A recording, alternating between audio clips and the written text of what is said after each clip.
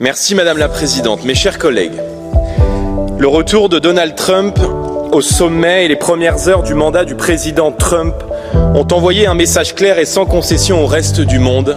L'Amérique d'abord. Son élection triomphale, c'est l'alliance des classes moyennes et de l'élite entrepreneuriale. C'est la réaction saine d'un peuple dont les attentes ont été oubliées, dont le drapeau a été méprisé et dont les valeurs ont été moquées. Un peuple livré depuis trop longtemps à la mondialisation sauvage et à l'immigration de masse.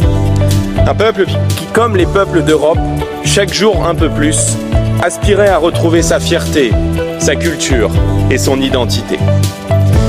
Ne soyons pas naïfs. Le président Trump défendra les intérêts de l'Amérique avant tout, y compris à notre détriment, et du point de vue américain, il a raison de le faire.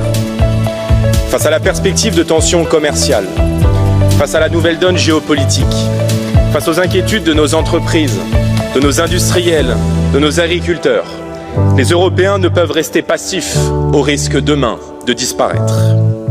À l'heure du retour en force des nations sur la scène mondiale, de la saine réappropriation de la politique par les peuples, l'Amérique de Trump lance en réalité à la France et à toutes les nations d'Europe le défi de la puissance.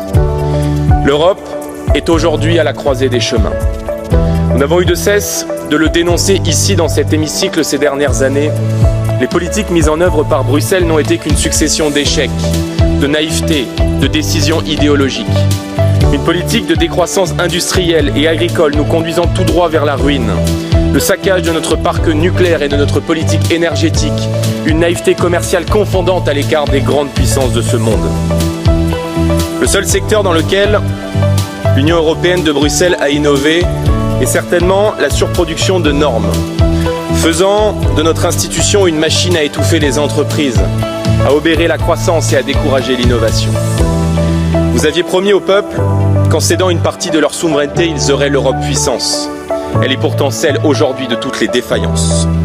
Si nous voulons espérer compter et être l'un des interlocuteurs privilégiés de ce nouveau monde, nous ne pourrons compter que sur ce qui a toujours fondé les nations d'Europe, la liberté, l'identité et la souveraineté. Réagissons ou bien nous sortirons de l'histoire.